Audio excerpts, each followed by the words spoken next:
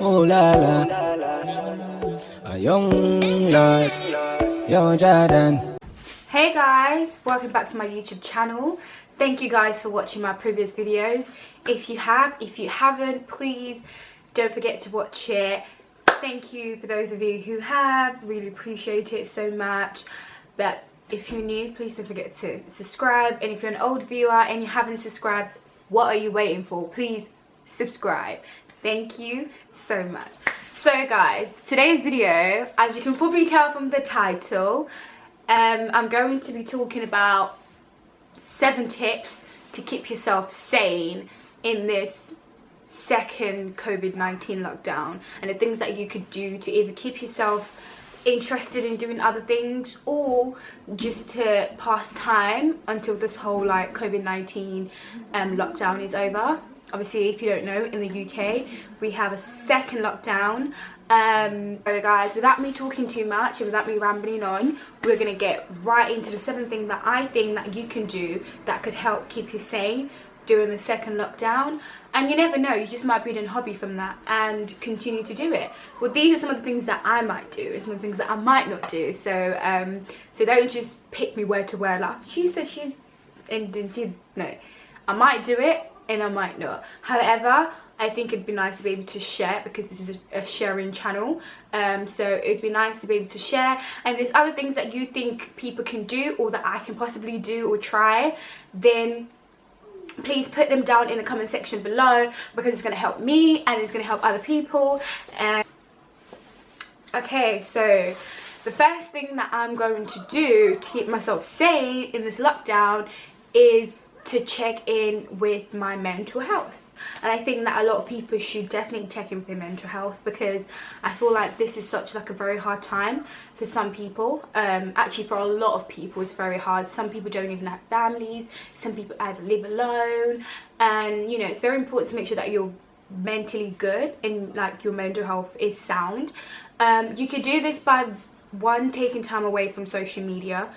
Just because I feel like on social media there's a lot of information and a lot of news on there, so taking all of that in can become too much, and just it can either make you physically sick or just like really anxious. For example, I can talk for me.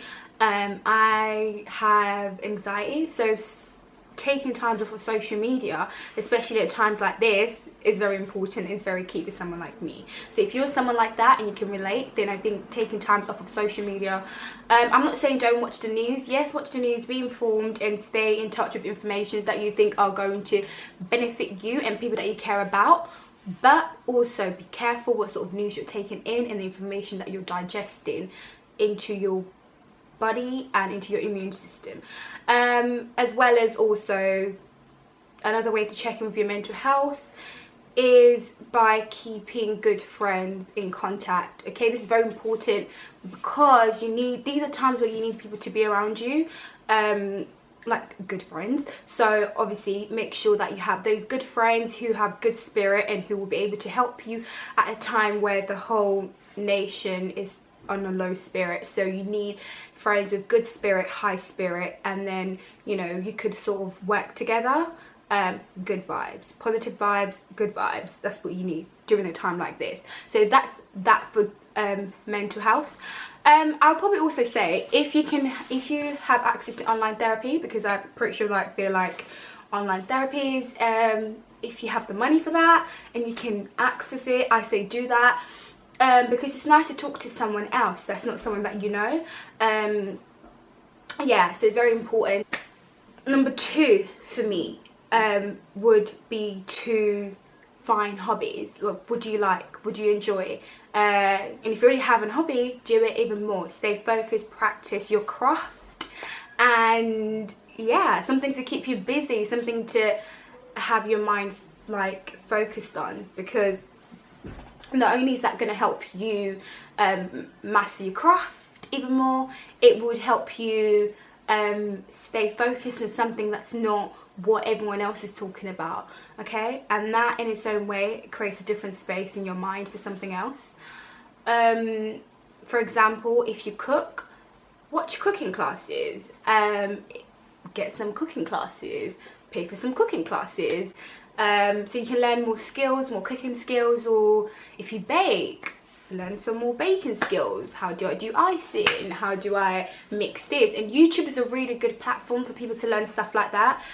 So make use of the resources around you. And yeah. So if you're a music producer, obviously you actually can't go and shoot music now, but you can either stay at home, learn some editing skills, some post-production. That's just as important as pre-production, so that would be really good. And watch some tutorial online or get some classes. So these are really time to think about what's going on with the whole coronavirus and stuff, which I understand, but you also don't want to be a downright downer, you know what I mean? You want to be happy, and you want to like have your mind, yeah, this is happening, but I don't want that to be the end all or be all of my life. So I want to also focus on other things that could potentially make me happy, and I could look for gratification in, even though gratification should also be a thing of internal. So yeah. Number 3. So number 3 would be, this should have been number 2 or even number 1. Check up on your friends and families. Obviously, as we know, this is a really tough time for people, and like I said in the beginning, some people might not have family members, and some people might live by themselves, and you know, it can be hard either traveling to your family because they might live in a different state, or some people might even live in a different country. So these are really important time to keep in touch with your family, so they know that you're, 1, okay, 2, you know that they're okay, 2, and they're safe, and 3, just so you also know and understand that there are people who are there for you, so you're not alone. Because I feel like during the last lockdown there was probably a lot of because the suicide rate did go up. That's not to say these things don't happen every day, but it's a really hard time, and people can feel very alone and feel like they have no one else for them. So these are times to really make sure that you stay in touch with family members and people who care about you, who you know care about you, and as well as people you care about too, because that's just as important. Yeah, just stay in touch with family and friends. Yeah. Number 4 for me would be, I would say, read a book.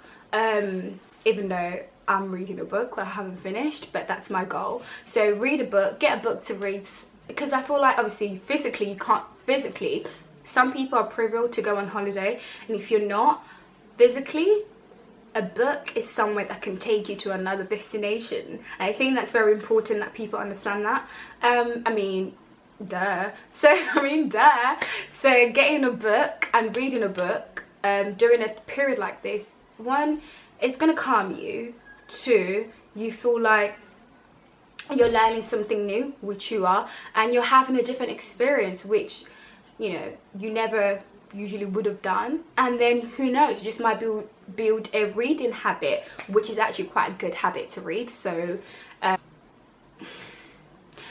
number 5 for me would be to make sure that your gratitude is on 100. And I know that this sounds so like cliche, like, yeah, but these are times and moments where people should be grateful.